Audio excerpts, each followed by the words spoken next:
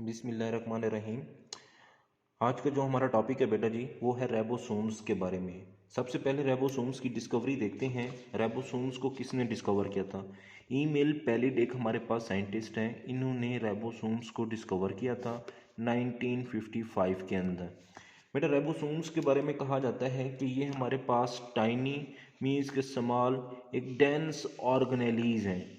ये सब यूनिट की फॉर्म में पड़ी रहती हैं, इसी वजह से इनको टाइनी का नाम दिया जाता है। तो बेटा याद रखना ये नॉन मेम्ब्रेनस ऑर्गेनेलीज होती हैं। ठीक हो गया। क्वेश्चन आता है कि हमारे पास कौन सी नॉन मेम्ब्रेनस ऑर्गेनेलीज है। बाकी सारी वो मेम्ब्रेनस वाली दे देता है, राइबोसोम्स दे देता है, तो आप लोगों ने ये याद रखना है। नेक्स्ट वो कहता है कि हमारे पास जो राइबोसोम्स हैं ये प्रोकैरियोटिक सेल में भी पाए जाते हैं और यूकैरियोटिक सेल में भी पाए जाते हैं। तो इन दोनों के राइबोसोम्स के अंदर बेटा फ़र्क ये है कि ये यूकैरियोटिक सेल्स के अंदर पाए जाते हैं, ये बेसिकली हमारे पास साइज़ के अंदर लार्जर हैं, और जो प्रोकैरियोटिक साइज हैं प्रोकैरियोटिक राइबोसोम्स हैं इनका साइज़ जो है वो हमारे पास स्मॉलर होता है। अब प्रोकैरियोटिक के अंदर जो राइबोसोम्स हैं बेटा जी ये 70S होते हैं। ये जो एस है बेसिकली ये स्वेडबर्ग यूनिट है। ये एक साइंटिस्ट थे, इन्होंने ये डिस्कवर किया था। सेडिमेंटेशन रेट है उसके लिए ये शो करता है, इन्होंने डिस्कवर किया था वो सेडिमेंटेशन रेट को उन्होंने अपने नाम से ये रख दिया गया था। अब जो हमारे पास प्रोकैरियोटिक के अंदर राइबोसोम्स हैं उनका साइज़ क्या है हमारे पास 70S। अब इसके अंदर जो 50 वाला इसका सब यूनिट है वो लार्जर है और जो स्मॉलर है वो हमारे पास 30 वाला है। अब आप लोग सोच रहे होंगे तो ये तो मिलकर 80 बनाएंगे। नहीं बेटा, ये जो 10 है वो इनकी ओवरलैपिंग के अंदर कंज्यूम हो जाता है। बिल्कुल इसी तरह जो यूकैरियोटिक सेल्स के अंदर हम कहते हैं राइबोसोम्स हैं उनका साइज क्या होता है बेटा जी 80S होता है। अब इसका जो लार्जर होता है वो 60S का होता है और जो स्मॉलर होता है वो हमारे पास 40S का होता है। ये भी हमारे पास ओवरलैपिंग होकर जो इकट्ठे होते हैं तो वो हमारे पास 80S का यूनिट बना देते हैं। इसी तरह अगर हम इनकी कंपोजिशन को देखें राइबोसोम्स किन चीज़ों से मिलकर बनी है तो बेटा याद रखना राइबोसोम्स हमारे पास दो चीज़ों से मिलकर बनी है, एक आरएनए से मिलकर बनी है और एक प्रोटीन से मिलकर बनी है। तो बेटा याद रखना आरएनए की जो कंपोजिशन है वो 50% आरएनए और 50% प्रोटीन मीन्स के इक्वल अमाउंट। क्या बेटा जी इक्वल रेशो के अंदर ये मौजूद होती है प्रोटीन और आरएनए। तो बेटा याद रखना इसी वजह से ये जो आरएनए होता है जो इसकी स्ट्रक्चर बना रहा होता है ये राइबोसोमल आरएनए होता है। कौन सा होता है बेटा? Ribosomal RNA. अब क्योंकि ये हमारे पास राइबोसोमल आरएनए है, न्यूक्लिक एसिड है, तो हम कहते हैं कि ये बेसिकली हमारे पास इधर से प्रोटीन है तो ये हमारे पास कहते हैं राइबो न्यूक्लियो प्रोटीन पार्टिकल है। क्या है बेटा जी? राइबो न्यूक्लियो प्रोटीन पार्टिकल्स भी इनको बोला जाता है। अब ये तो थी इनकी कंपोजिशन। अब बेटा ये बनते कहाँ पे? तो बेटा ये हमारे पास न्यूक्लियस के अंदर उसका जो एक डेंस पोर्शन होता है जिसको हम न्यूक्लियोलस बोल रहे होते हैं, इनकी फॉर्मेशन न्यूक्लियोलस के अंदर होती है और इसको फैक्ट्री ऑफ राइबोसोम्स भी बोला जाता है। क्यों? क्योंकि यहाँ पे ही हमारे पास राइबोसोम्स की फॉर्मेशन हो रही होती है। अब राइबोसोम्स का काम क्या है? राइबोसोम्स का काम बेटा जी याद रखना प्रोटीन सिंथेसिस है। क्या काम है बेटा जी? प्रोटीन की फॉर्मेशंस, प्रोटीन्स को बनाना, प्रोटीन्स की सिंथेसिस। अब यहाँ पे क्वेश्चन है कि प्रोटीन की फैक्ट्री कौन है? वो राइबोसोम्स होगा। राइबोसोम्स की फैक्ट्री कौन है? वो न्यूक्लियोलस होगा। ये दो बातें आप लोगों ने हमेशा याद रखनी है।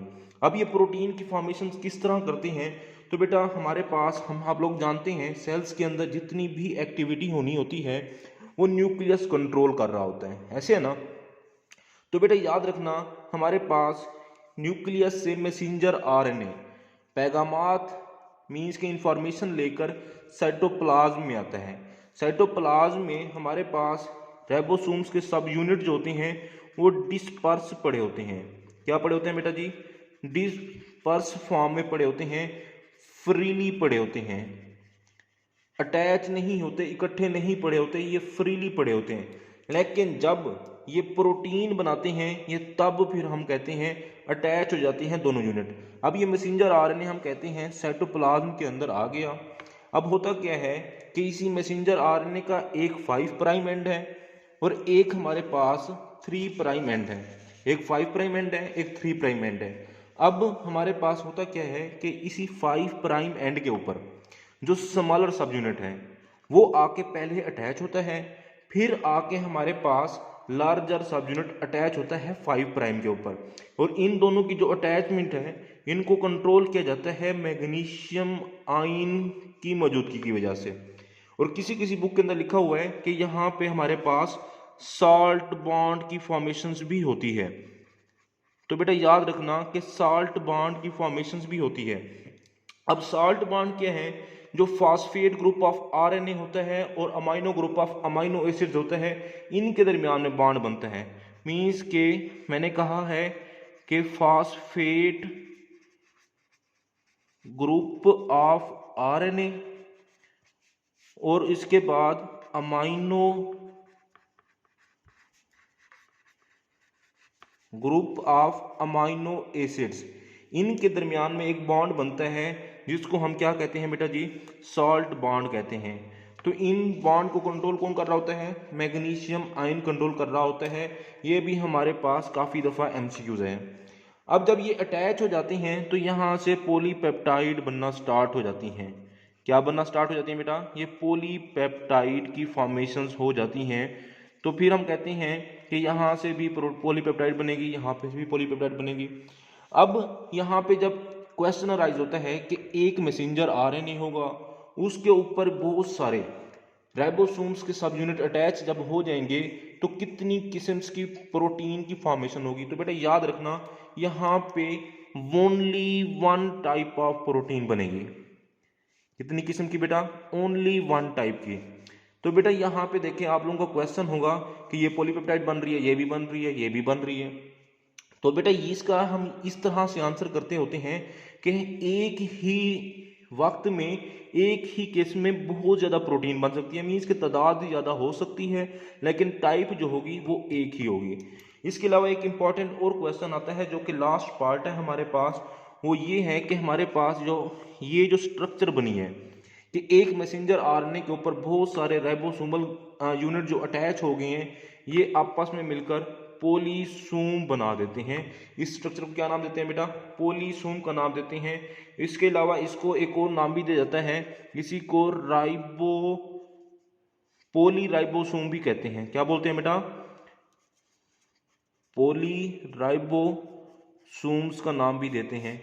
मीन्स के बहुत सारे राइबोसोम्स के सब यूनिट जो होते हैं वो मैसेंजर आरएनए के ऊपर अटैच हो जाते हैं।